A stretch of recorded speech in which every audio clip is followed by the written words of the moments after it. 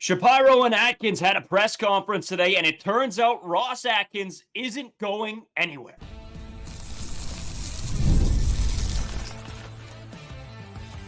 You are Locked On Blue Jays, your daily Toronto Blue Jays podcast. Part of the Locked On Podcast Network, your team every day. Welcome back to Locked On Blue Jays. Thank you for making Locked On Blue Jays your first listen every day. We are free and available wherever you get your podcasts and on YouTube. Part of the Locked On Podcast Network, your team every day. This episode's brought to you by Booking.com. The right stay can make you a fan of any city, even your baseball rivals. Book today on Booking.com, the official accommodation partner of Major League Baseball. Get the Booking.com app today. As always, I'm Braden Iwasco. He's Carter First. You can find us on Twitter, Braden5 Iwasco, Carter First 2, as well on Instagram and TikTok at Locked On Blue Jays, as well here on YouTube. Drop that subscription. Really helps us out. Keeps us at the top of your guys' page. We notice a lot of you guys aren't subscribed. Make sure you do hit that if you're coming back and watching our videos. If you're listening anywhere else, head over to that YouTube page anyway. Make sure you hit that subscribe, just so in case there's any live, shorts, whatever, you'll get notified. You can hit that bell icon too, which notifies you. As well, Carter, a couple other housekeeping things. We have our shop up. We got a couple cool designs. You guys can go shop there. Link is in the description. Make sure you guys go click on that. Take a look around. See if you like anything. If not, you don't got to get anything. If you do, great. It's just there to be there. As well, the Discord. We just made the Discord channel. So anybody that wants to join in, chat Blue Jays with us, they can go on there, chat Blue Jays, chat about the episode, whatever it is. You can use that as well. A lot to get into here today as the press conference with Atkins and Shapiro are all done early this morning. We were up watched the whole thing. It was long. Some of it was pretty boring, to be honest. Some of it was boilerplate answers. Some of it wasn't. There was a lot of craziness that happened during this, sort of throughout. And then, of course, we have a sort of a big mailbag segment here, thanks to a listener's question on one of the episodes. So we'll get into that as well. Carter, let's, I don't know, I guess just like your overall reaction, let's start there to this press conference. Like, what was your feelings sort of after seeing everything? I like how many questions that we got answers to. There's a bunch of different things that I was looking to find just anything, some little bit more clarity on going into this offseason. And the reporters did a pretty good job about getting a lot of different perspectives, a lot of angles on some different directions that the Toronto Blue Jays could go. We got some stuff on roster construction, the payroll, some interesting quotes about Vladimir Guerrero Jr., obviously, some Ross Atkins stuff. A wild question from one of the reporters as well. We'll get into eventually. Just, a crazy hectic day in Blue Jays media. Definitely starting off our Blue Jays offseason with a bang. I'm surprised at how much we're having to talk about with the season just ending shortly. But again, long off season ahead of us, a lot of playoff baseball that we're lucky to talk about. Some teams that are starting to fumble the bag or already have fumbled the bag, getting close to some Blue Jay levels of sucking, which is some nice things to see when you're talking about some of the teams we're going to be talking about. But just some crazy answers from some members of the Blue Jays organization from these interviews. Yeah, so I mean, there was a lot to come out of here. A lot of craziness, as I said, that we might have to make this sort of a two-part episode, 2 or 3-part episode. So there's we're going to go over some major points in each episode, just so that we're breaking it down, condensing everything, and you guys get all the information that you're wanting out of this. So Carter, let's start here. I think the big one that I think me and you expected is that Ross Atkins will be returning for the 2025 season. How are you feeling about that? I mean, we'll get into some quotes, but just right there as it is, do you feel good about him returning? Do you feel like he has a good grasp on sort of where to take this team, or are you still, gunning for his job? Yeah, I've sat down. I've thought about a lot of different directions with Ross Atkins, and every single time I just come back to the playoff wins that we've gotten under the Ross Atkins era, and there's a whole ton of them, a whopping 0. That shows how that should just be the perfect way to judge success. What is the ultimate goal of an organization? Is you want to win. You want to win baseball games. We've won regular season baseball games to a certain extent. Not a lot of playoff success. Not any playoff success. You've made the playoffs, but you haven't done any damage. For me, I come back to that. There are some positives about Ross Atkins, as we'll get into with some of these quotes. Like, for one, Ross Atkins has expressed only interest in signing Bichette and Vladimir Guerrero Jr. If he does, he is going to stay, obviously, as we have seen from the remarks from Mark Shapiro. He's not going anywhere, unfortunately, for the 2025 season. But this guy gives us a very good opportunity to extend two superstars that we have within this organization. So in that sense, we do get some positives. But is this guy going to be the guy that's going to be able to build a contending team to add to rebuild and retool this team to be competitive for 2025? He hasn't shown any history of being able to do that. So in that sense, there's definitely going to be some question marks going into this offseason with Ross Atkins. I think the overwhelming response from this Blue Jays organization and from the fans, the fan perspective, is that they are not too happy with Ross Atkins coming back to this baseball team. Yeah, I mean, there's a lot to think about. I mean, when you talk about Ross Atkins, his tenure with the Blue Jays, but obviously they still have faith in him. Mark Shapiro still has faith in him. Just a couple quotes here I want to get into, Carter, sort of to kick off the conversation. This is from Mark Shapiro today, talking about Ross Atkins. If I felt there was a better alternative to run our baseball operation, I'd make that change. There's been a lot of success over here in the last 5 years, Shapiro says. I want to start there. You talked about it, the success here in the last 5 years. I don't take personally any success unless you are winning playoff games. Yes, you make the playoffs. That's fantastic, I guess. It is September, or, good September competitive baseball. But at the end of the day, if you're not winning playoff games, it just doesn't matter to me. I don't see that as success. And I think you're in the same boat as me. And I think this was sort of a bonehead comment when he was saying this. We've seen success. No, we really haven't. Yes, we're not missing the playoffs every single year, which is good. But when you get in and still can't do anything, I mean, that's a problem here for this baseball team. Just going over records since 2020, you get the COVID year. It's the 32 and 28 year. Yeah, you make the playoffs. Doesn't really count. You don't win a game anyway. Going into 2021, this was the fun year, 91 and 71, but you don't even make the playoffs that year. Then you got 2022, 92 and 70, a game better. Again, don't win a playoff game. That's the Mariners series that we don't like to talk about. 89-73, you get to go to the Minnesota Twins Stadium, Target Field, their ballpark, don't win another baseball game. And then you have this season where you're 13 games below 500. So that's success. He had this quote as well, which really just made me very angry. A lot of other words I'd like to say on this podcast that I'm not going to refrain from saying. But he says, the last 4 out of 5 seasons, we've played meaningful baseball throughout September. I don't care about meaningful baseball in September. Yes, you would need to play good baseball in September, but the goal is to get to October. What about the meaningful baseball in October that we are not getting this year? It sucks to see the Detroit Tigers, a team that you look at the roster, does not look that good, just swept a series and is moving on. Again, they beat the Houston Astros, who had a huge streak of making it to the AL championship series, and just in 1 year knocked them off. And a team that was selling at the trade deadline, it just makes me jealous and just even more frustrated about where the Toronto Blue Jays season ended up and where the Detroit Tigers are right now. Yeah, I mean, it all comes back to getting to the dance, right? And we talked about it. This team was able to, but maybe it's a little bit of a contradictory statement on our behalf as well, because it's not just about getting to the dance. It's about winning at the dance. It's, and I don't know how else to say that. And again, we're not the right guys to ask about what the right thing to do is to make that happen. But at some point, you'd think the people in charge would find out how to at least put together a winning team. I mean, it's been forever.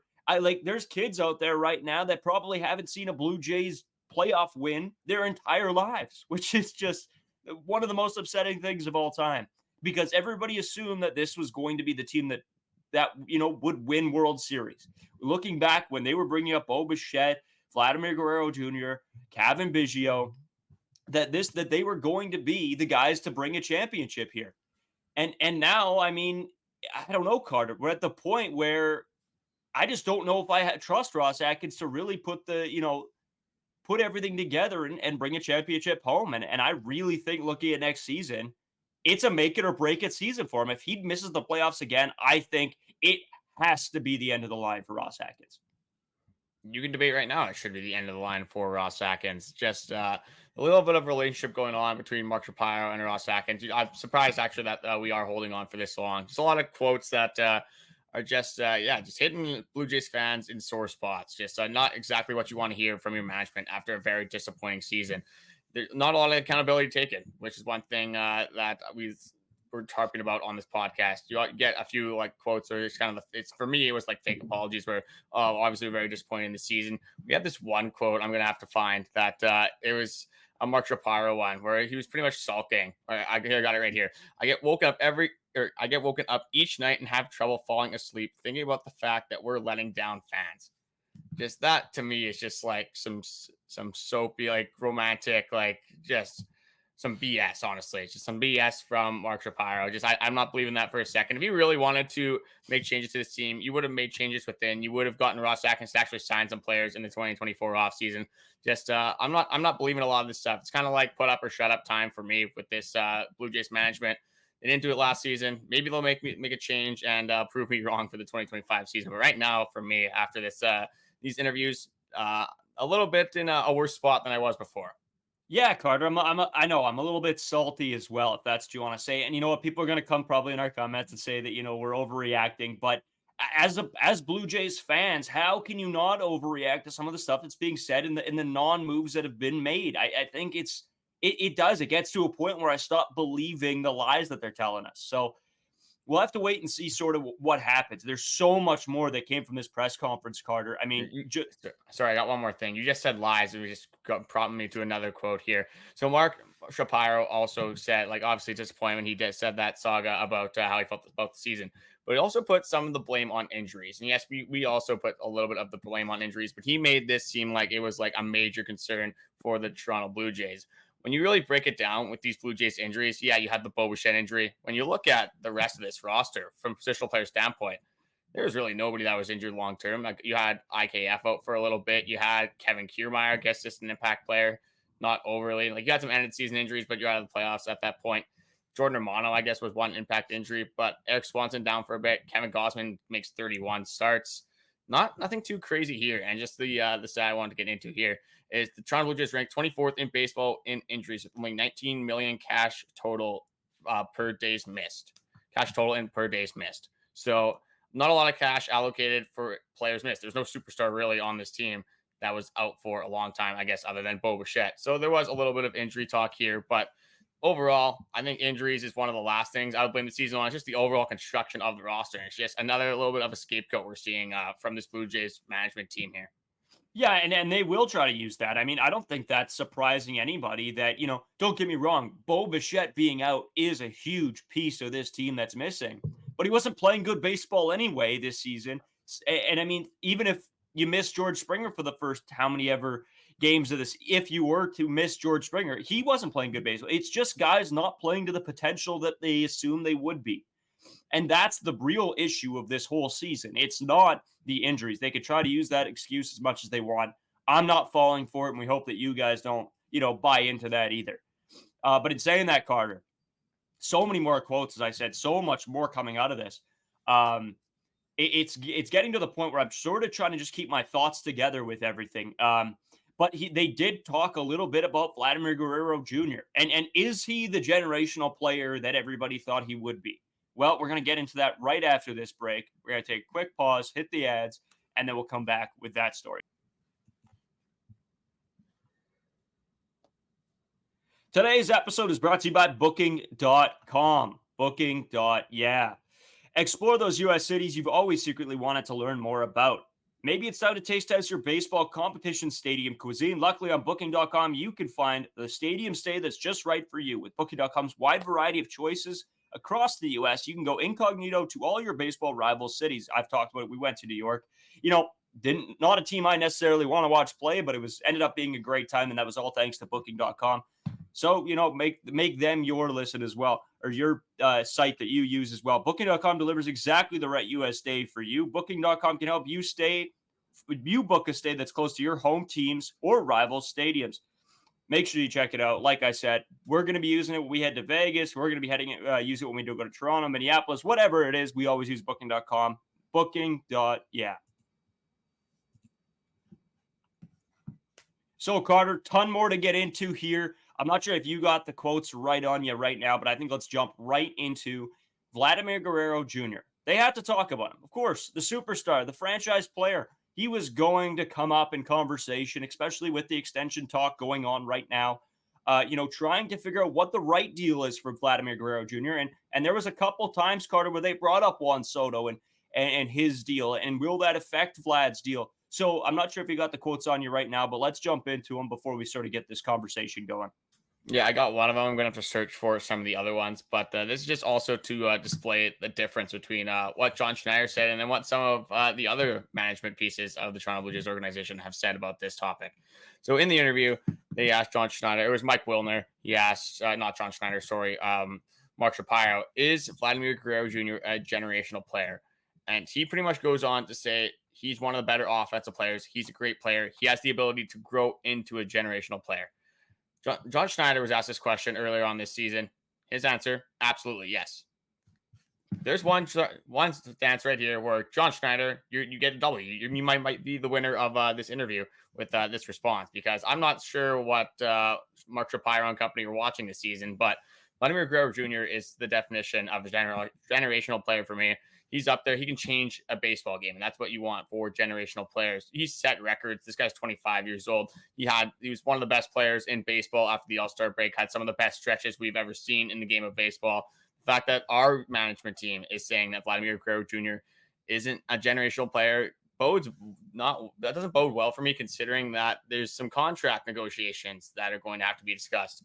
If you've looked at Vladimir Guerrero Jr., the way he acts on the field, his confidence just kind of sprays that he wants to be paid like a superstar. He's going to want to be paid like a generational player.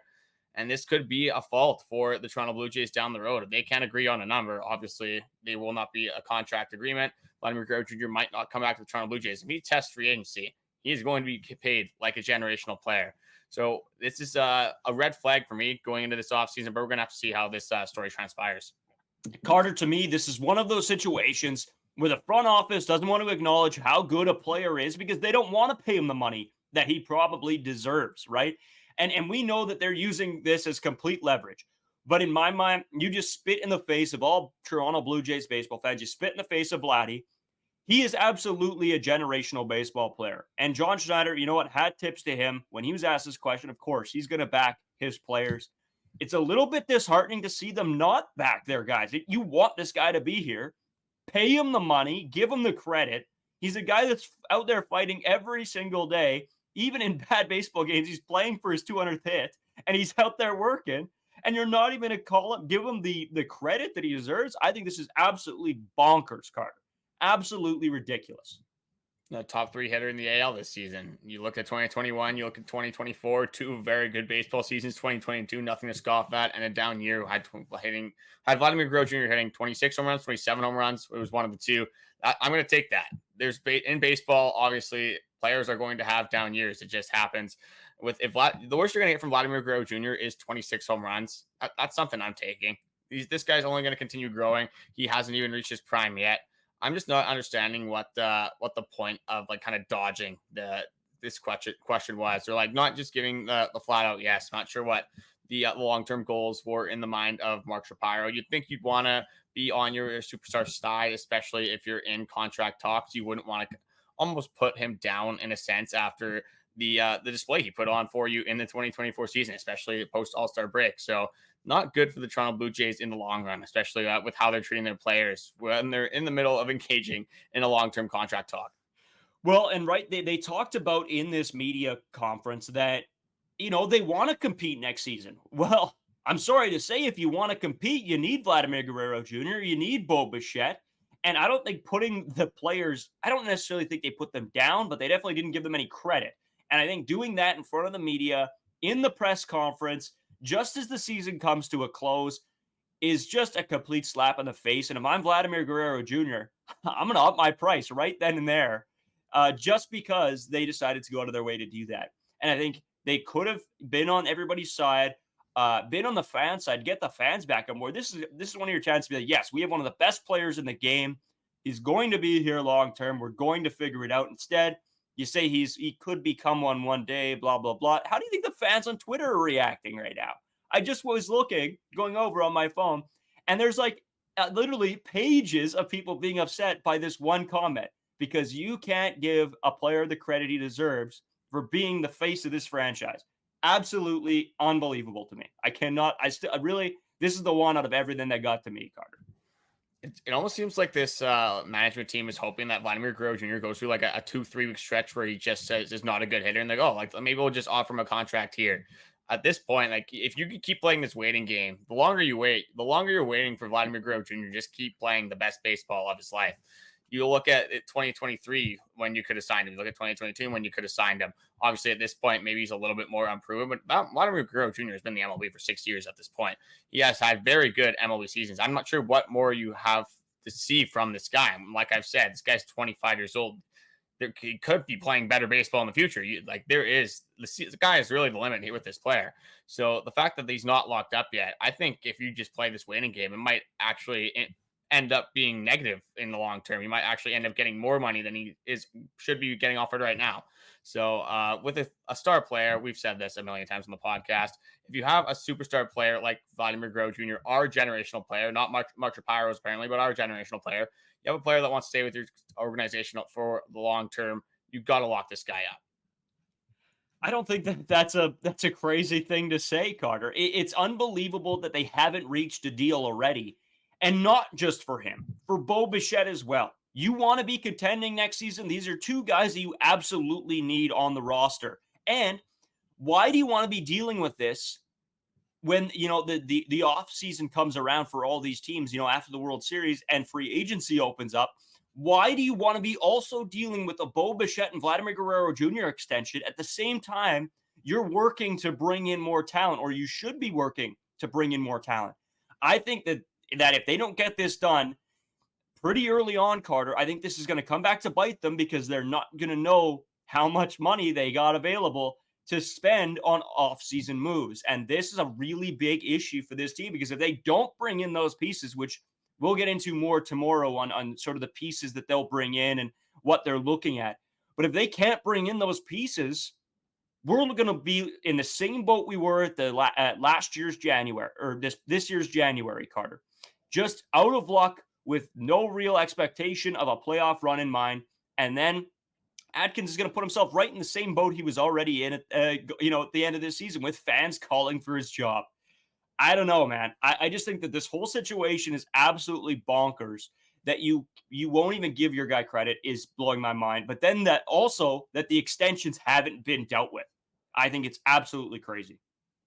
Well, I just don't understand why you wouldn't want a player that hasn't yet reached his prime instead of the approach that we have been going with, and with a lot of these free agents that we've seen. Justin Turner, out of all the free agents that we were discussing in this offseason, he had the highest weighted runs created plus out of all free agents. So Cody Bellinger, another guy lower than him, Jorge Soler, JD Martinez, all these guys, just guys that we thought were going to be these huge assets in free agency, not work out very well. So you look at this next free agency, I'd say it's a little bit better than this previous one, but they have their flaws as well. Free agency isn't a guaranteed thing. A lot of these guys, again, as we talked about in this last episode, are getting into their 30s, 31, 32 years old. Some of them even on the back end, 35, Paul Goldschmidt being 37. Some of these guys are at the end of their careers. When you have guys like Vladimir Guerrero Jr., Bichette that haven't even necessarily reached their potential yet, why wouldn't you want to lock these guys up for the longer term? They're younger players. They're going to be with your organization for a longer time, or at least they have the opportunity to be with your organization for a longer time based off their age. So it's, again, just some interesting comments and interesting approach that Mark Shapiro and Ross Atkins took in these interviews. But a lot to say for the future. These two should be your cornerstones for the future if you want to have a chance to do anything mildly successful. Again, you can sign all the free agents that you want, but this coaching staff, or not the coaching staff necessarily, the managing staff and within the organization has said that they're pretty much going to be at the same payroll next year that they were this year. So it doesn't leave a ton of room for opportunity. So you're going to need these players to come back. Yeah. Sorry about that. I had I'm still a little bit sick here. So I'm still, trying to, make sure I sound okay and not sneezing directly into the camera or the microphone. Carter, no, I 100% agree. And you know what? There's so much more to go over here, Carter. Like I'm just looking at some of the quotes and some of the, the things that came up, and I don't even know if we're like halfway through everything. Like it's just, there was that much to talk about because we don't know the direction that this team is going. We don't know what's going to happen. Yes, we know they want to be contenders, but will they be able to make things work? And free agency is a big one. And we'll get way more into that tomorrow on, we'll sort of go with what Atkins and what Shapiro both said on free agency and what their play is here coming up next season. But Carter, one more thing I'm sort of pretty excited about here. We got a mailbag question. So it was super interesting after the games last night. We got to get into it. Thanks, Justin Powers, for the mailbag question. We're going to take a quick break. We'll be right back with that and some just some other Blue Jays stuff, league MLB stuff as well. And yeah, we'll be right back. Today's episode is brought to you by FanDuel. I always talk about how much I love FanDuel because there is so much to do on the app. I mean, you can go. There's like the blackjack, the slots, the games, the betting on sports. It's all there on FanDuel. I always talk about it. Now that football's on, I'm going hard on football. I'm betting as much as I can, and I've been doing all right. But I've been doing all right because of their live same game parlays. And it's just unbelievable. I go in there and I can see exactly, okay, who's doing well this game? Okay, I'm going to put some money on them. It's fantastic. So when you get a hunch in the middle of a game, you can check out the latest stats, view live play-by-play, and so much more on the same page where you place your bets. You'll get started with $200 in bonus bets guaranteed when you place a $5 bet. That's FanDuel.com. Today's episode is also sponsored by PrizePicks. PrizePicks is the largest daily fantasy sports platform in North America. They are the easiest and most exciting way to play fantasy sports because it's just you against the numbers. You can bet on MLB. You can make picks on NHL, NFL. There's a million different leagues that you can make picks on. Fantasy, if you're big into fantasy like I am, obviously in the major four sports, just at pretty much any league again. Lots of different picks. I am more so focusing on the NFL right now. I'm taking a little bit of an MLB break just due to my little bit of bitterness to the Toronto Blue Jays. So what I'm going with is I have Bijan Robinson more than 24.5 receiving yards. I have Kirk Cousins more than 226.5 passing yards. And then I have Chris Godwin more than 66.5 receiving yards, hoping for a little bit of an offensive outburst for Thursday Night Football. If you know which players are going to perform on specific nights, this is a no-brainer. Download PrizePicks and start making your entries today. You can download the app today and use code LOCKEDONMLB for a first deposit matchup $200. That's code LOCKEDONMLB for a first deposit matchup $200. PrizePicks, run your game. So, Carter, lots to get into there here we go. still. This guy takes one day off and he forgets how to run the show, unfortunately. Goodness, you know what? This cold has been beating me up. We do have a mailbag question, and this is sort of a fun one. But, Carter, I'm going to give a little bit of a precursor here to this mailbag question.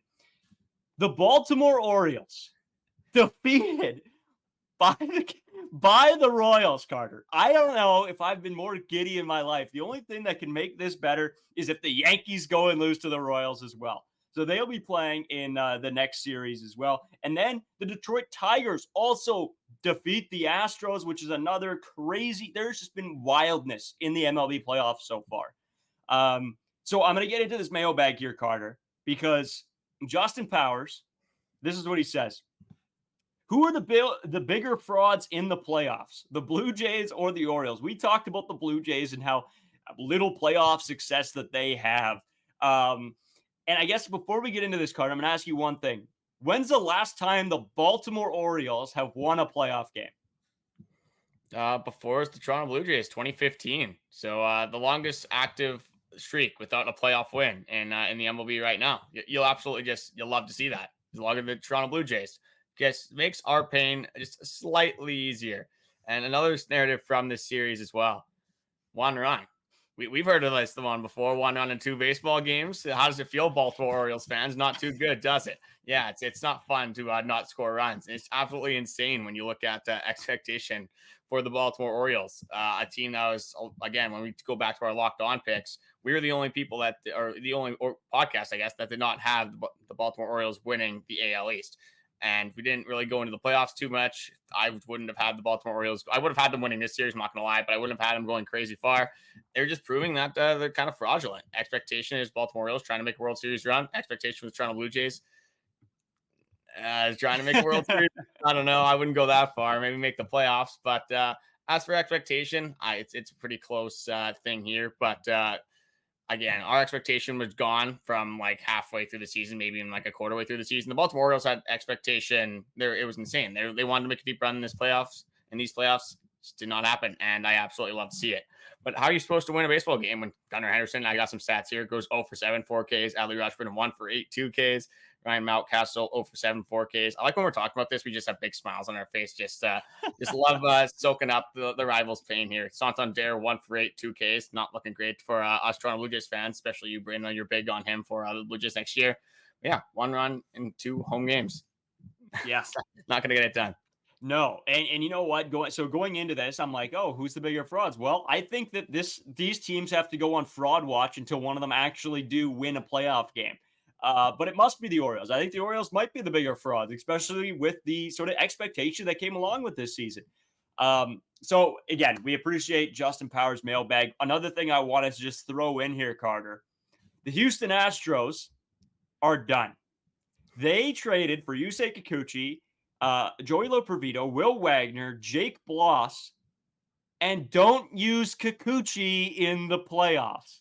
I don't know, a guy that's been pitching really well. I understand why they don't, but they don't even get a chance to use him. I don't know, man. This now, like looking back probably at this trade, I think it's a soak for the Astros. Like, what a win for the Blue Jays. I mean, yes, we're not in the playoffs, but at least we didn't lose first round. So there's a positive there, I guess, if you want to spin it like that. I mean, if the Astros don't sign Kikuchi back, I think you got to say that they lost the trade. You don't even pitch him in the playoffs. Like, for me, Hunter Brown looked good in the second game. Framber Valdez came out the first game and just looked shaky off rip. Again, you're not really scoring a lot of runs. You got Skubal in game 1, so it's going to be a tough one to win anyway. But yeah, it's a fun storyline so far to start the playoffs. And like we said before, just getting to the dance is really all that matters, because who knows what is going to happen in these next 2 playoff series. But for me, looking at these next 2, I want to say the Royals are going to win, but I can't see it. I don't know how the Royals match up in a 5 game against the New York Yankees, or like just an extended playoff series. It's not going to work. You got Cole Ragans, who's awesome, obviously, but Cole Ragans can't pitch every single game. Bobby Witt. Again, you got some guys that can literally win you baseball games, but I'm not sure if you got the depth in that organization necessarily. But yeah, I'm loving soaking in the Orioles' misery, and just I love that we got the 1 run in 2 games narrative again for a second season in a row. At least in this season, it's in a positive way. Yeah, no, 100%. You know what? I'm sort of like looking at these playoffs, and it sort of sucks. I've been like feeling like on my deathbed here the last couple days, and I really haven't like paid so much attention. I finally was feeling better when these games were sort of coming to an end today, so I tuned in for a couple minutes and watched, and hopefully, you know, I'm back to my normal self tomorrow. I'm going to work either way. I've been just literally in my bed for like 24 hours. It's been ridiculous. So maybe I'll throw in the games there sort of during the day. It'll be a fun day. Shout out Jim Toth for his Astros being out. That's awesome. So I'm probably going to make quite a bit of fun of him tomorrow. And you know what? It's just playoff baseball. Yes, it sucks that the Jays aren't in, but it's still such a fun time of year. And I couldn't imagine if the Jays were in here, I'd be over the moon right now. This would be the best time of year. Oh, it'd be unbelievable. You'd absolutely love to see it. But yeah, we got to. Yeah, I just wanted before we do head out. We didn't really talk about the Tigers Guardians series. Yeah. The Guardians for me are the AL winners. Like this is a disgusting team. There's such a good bullpen. Jose Ramirez is carrying that team right now. You got Stephen Kwan, Josh Naylor. Again, a lot of good players. David Fry's underrated over there as well. I don't know. I don't know if the Tigers continue their magic, but again, who would have thought that? I don't think a lot of people were predicting a 2-0 sweep over the Houston Astros, ending their AL sweep. But it's wow. Here we are. I mean, again, just every time I see the Tigers, it just makes me feel like Toronto Blue Jays could have been there, because Matt Vierling is leading off for this baseball team. Like it's just their lineup's not that good. I don't know how they continue to win baseball games, but I'm on board. I'm on the ship. I'm on the Detroit Tigers train for this 2024 offseason. That's pretty much all I got. Just thank you guys for watching. Keep coming back for our podcast, especially with this interview here. We haven't even really gone through half of it. Like Braden said, we still have a lot more quotes from Atkins and Mark Shapiro, from players, coaches, things like that in this organization. We have noticed that about 68% of you guys are not subscribed. So if you guys are coming back, watching every single episode, helps us out a ton. Also keeps our podcast at the top of your page. But Braden, you got anything else to add before we do head out? No, lots to come tomorrow. A little bit of positional move for Don Mattingly, so we'll get into that as well as a bunch of other stuff. Again, this is going to be a couple days worth of stuff to cover here, so make sure you guys do tune back in tomorrow, Monday, throughout next week. There's going to be so much Blue Jays information that are going to start coming out here into this offseason. So appreciate you guys watching. Make sure you guys, we always thank you guys for making us your first listen. If you want to make somebody your second listen, go check out Locked On MLB. Host Paul Sullivan, Sully. He runs a great show over there. He'll be covering the playoffs in totality. So check him out. Drop him a sub. Help, sort of spread the wealth a little bit here. Again, thanks everybody. See you tomorrow for Friday's episode.